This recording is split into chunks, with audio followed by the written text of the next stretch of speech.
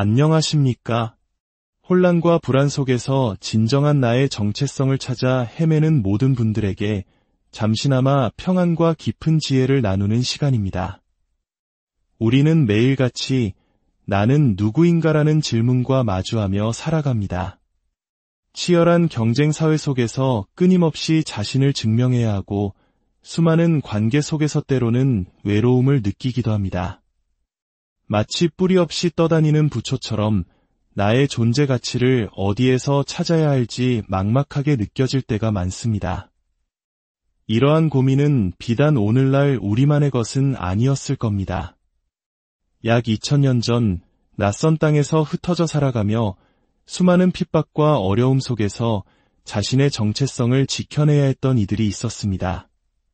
그리고 그들에게 보내진 한 통의 편지가 있습니다. 바로 베드로전서입니다. 오늘 우리는 베드로전서 2장의 말씀을 통해 세상이 우리에게 부여하는 이름표가 아닌 하나님께서 우리에게 주신 영원하고 변치 않는 정체성이 무엇인지 깊이 묵상해 보고자 합니다. 본격적인 말씀 여행에 앞서 만약 오늘 이 이야기가 당신의 마음에 울림을 준다면 좋아요와 구독으로 저희의 여정에 동행해 주십시오. 당신의 작은 손길은 저희에게 큰 격려가 되며 이 귀한 말씀을 더 많은 이들과 함께 나누는 축복의 통로가 될 것입니다. 이 말씀을 듣고 나누는 모든 분들의 삶에 하나님의 놀라운 은혜와 평강이 가득하기를 기도합니다. 이제 사도 베드로가 전하는 지혜의 말씀에 귀 기울여 보겠습니다. 베드로전서 2장 7절부터 12절까지의 말씀입니다. 그러므로 믿는 너희에게는 보배이나 믿지 아니하는 자에게는 건축자들이 버린 그 돌이 모퉁이의 머릿돌이 되고 또한 부딪히는 돌과 걸려 넘어지게 하는 바위가 되었다 하였느니라. 그들이 말씀을 순종하지 아니하므로 넘어지나니 이는 그들을 이렇게 정하신 것이라. 그러나 너희는 택하신 족속이요 왕같은 제사장들이요 거룩한 나라요 그의 소유가 된 백성이니 이는 너희를 어두운 데서 불러내어 그의 기이한 빛에 들어가게 하신 이의 아름다운 덕을 선포하게 하려 하심이라. 너희가 전에는 백성이 아니더니 이제는 하나님의 백성이요 전에는 긍휼을 얻지 못하였더니 이제는 긍휼을 얻은 자니라. 사랑하는 자들아 거류민과 나그네 같은 너희를 권하노니 영혼을 거슬러 싸우는 육체의 정욕을 제어하라. 너희가 이방인 중에서 행실을 선하게 가져 너희를 악행한다고 비방하는 자들로 하여금 너희 선한 일을 보고 오시는 날에 하나님께 영광을 돌리게 하려 함이라. 이 말씀은 강력한 하나의 대비, 바로 그러나라는 단어로 시작합니다. 세상의 어떤 이들에게 예수 그리스도는 걸려 넘어지게 하는 돌과 같지만 그러나 너희는 다르다고 선포합니다. 이것은 단순한 전환이 아니라 우리의 존재 자체가 뒤바뀌는 혁명적인 선언입니다. 세상이 우리를 어떻게 평가하든 우리가 과거에 어떤 사람이었든 하나님 안에서 우리는 완전히 새로운 존재가 되었다는 것입니다. 이 놀라운 변화의 근원은 어디에 있을까요? 베드로는 이 편지 전체를 통해 우리가 복음의 문법을 배우기를 원합니다.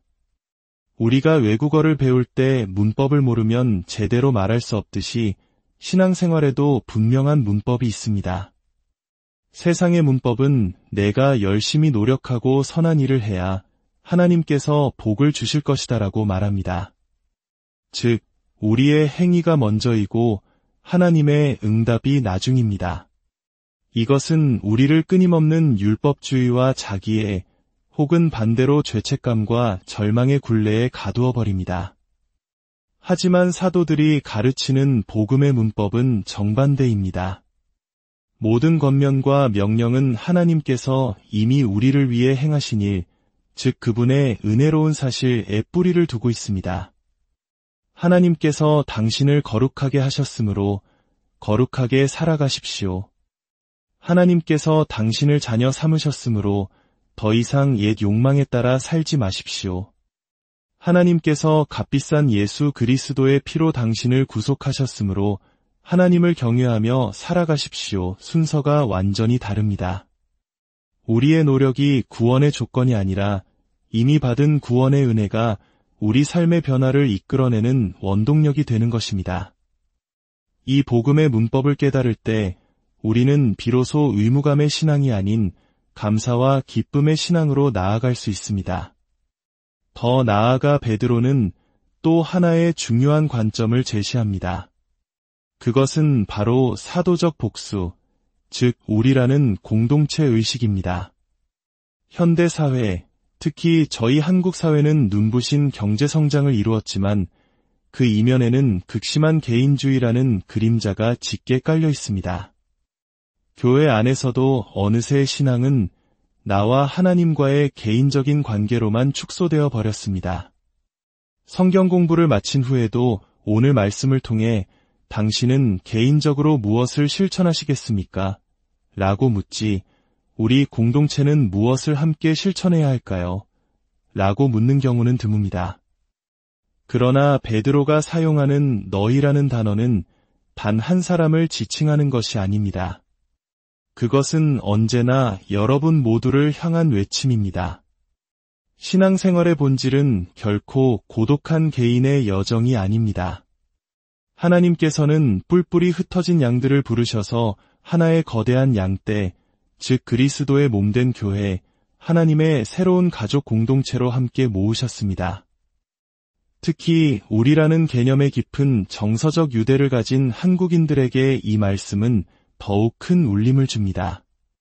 신앙은 나의 구원에서 그치는 것이 아니라 우리가 함께 하나님의 가족으로 세워져가는 과정인 것입니다.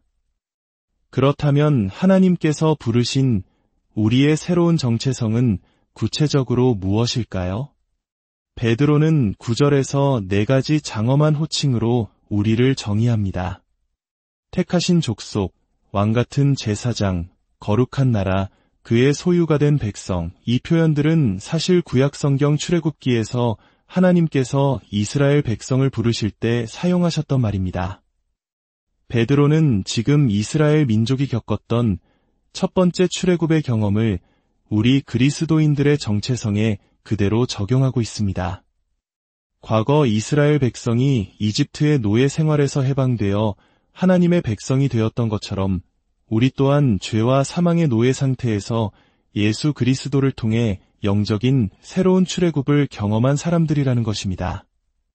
우리는 더 이상 어둠과 절망의 땅에 속한 자들이 아니라 하나님의 놀라운 빛의 나라로 옮겨진 새로운 백성입니다. 이 정체성의 핵심에는 가족이라는 개념이 녹아 있습니다. 우리는 단순히 같은 신념을 가진 사람들의 모임이 아닙니다. 하나님을 아바, 아버지라 부르며 예수 그리스도를 우리의 맏형으로 모시고 성령 안에서 한 형제자매가 된 진정한 영적 가족입니다. 어쩌면 오늘날처럼 가정이 해체되고 관계가 파편화된 시대에 교회 공동체가 이처럼 따뜻하고 견고한 하나님의 가족의 모습을 회복하는 것보다 더 시급한 과제는 없을 것입니다. 그렇다면 이토록 영광스러운 정체성을 부여받은 우리는 무엇을 위해 존재할까요? 교회의 존재의 목적은 무엇일까요? 베드로는 분명하게 답합니다.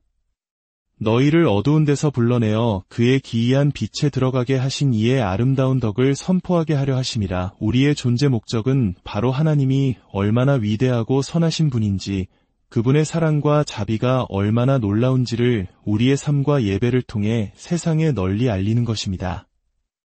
이 선포는 1차적으로 우리의 예배를 통해 이루어집니다. 우리가 함께 모여 마음을 다해 하나님을 찬양하고 그분의 말씀을 들을 때 그곳에는 세상이 줄 수 없는 거룩한 영광이 임재합니다. 그리고 그 예배의 감격과 능력은 우리의 일상으로 이어져 우리의 삶 자체가 하나님을 증거하는 통로가 됩니다. 베드로는 12절에서 이방인들 가운데서 우리의 행실을 선하게 가지라고 권면합니다.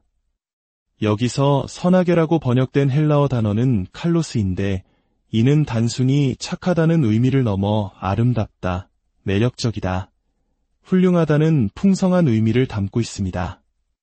우리의 삶이 도덕적으로 흠이 없는 것을 넘어 사람들의 마음을 끄는 아름다움을 지녀야 한다는 것입니다. 오래전 영국의 저명한 외과 교수였던 랜들 쇼트 교수에 대한 일화가 있습니다. 믿음이 없던 동료 의사가 더럽고 냄새나는 한 노파를 그에게 데려왔습니다. 동료는 경멸적으로 그녀를 대했지만 쇼트 교수는 그녀를 마치 공주님을 대하듯 극진히 보살폈다고 합니다. 이 모습을 본 동료 의사는 큰 감동을 받았다고 합니다. 이것이 바로 칼로스한 삶입니다. 세상이 무시하고 경멸하는 사람을 그리스도의 사랑으로 존귀하게 대하는 삶. 부정과 불의가 만연한 곳에서 정직과 성실로 빛을 발하는 삶. 절망과 낙심에 빠진 이웃에게 다가가 따뜻한 위로와 희망을 전하는 삶. 이러한 아름다운 삶의 모습은 100마디의 웅변보다 더 강력하게 사람들의 마음을 움직입니다. 그들은 우리의 다른 모습을 보고 놀라워하며 우리를 그렇게 살게 하는 힘의 근원이 무엇인지 궁금해하게 될 것입니다. 그리고 마침내 그들도 하나님께 영광을 돌리게 될 것입니다. 우리는 이 땅에서 거류민과 나그네로 살아갑니다. 우리의 진정한 시민권은 이 땅이 아닌 하늘에 있기 때문입니다. 그래서 우리는 세상의 가치관과 다른 방식으로 살아갑니다. 이것이 때로는 우리를 외롭게 하고 세상으로부터 오해와 비방을 받게 할 수도 있습니다. 그러나 우리는 결코 부끄러워하거나 두려워할 필요가 없습니다. 왜냐하면 하나님께서 우리에게 세상 그 무엇과도 비교할 수 없는 존귀함을 주셨기 때문입니다. 사랑하는 성도 여러분, 이제 세상으로 흩어질 시간입니다. 고개를 드십시오. 우리는 더 이상 죄의 노예도 세상의 평가에 흔들리는 가련한 존재도 아닙니다. 우리는 하나님께서 친히 택하신 족속이며 왕같은 제사장이며 거룩한 나라이며 그분의 가장 소중한 보물입니다.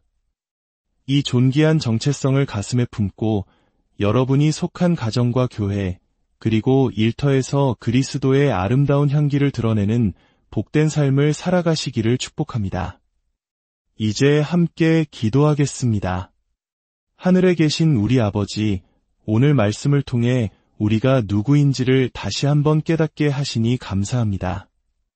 세상 속에서 나그네로 살아갈 때 때로 지치고 낙심할 때가 많사오나 우리에게 주신 존귀한 정체성을 잊지 않게 하시고 왕같은 제사장으로서의 자부심을 가지고 당당하게 살아가게 하옵소서.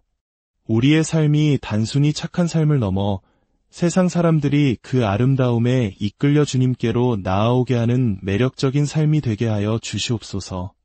우리 각자의 삶의 자리에서 그리고 우리가 속한 교회 공동체 안에서 하나님의 살아계심을 증거하며 주님께 영광 돌리는 복된 인생이 되게 인도하여 주시옵소서.